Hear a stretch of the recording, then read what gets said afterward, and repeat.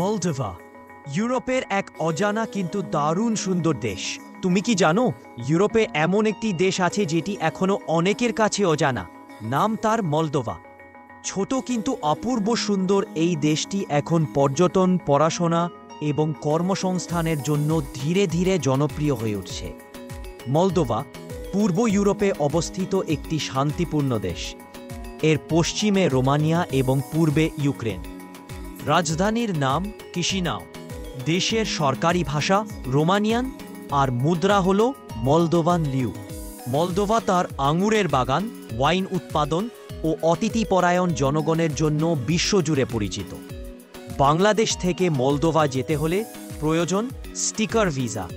বর্তমানে ভিসা প্রক্রিয়া সম্পন্ন হয় মলদোভার নয়াদিল্লি অবস্থিত দূতাবাসের মাধ্যমে।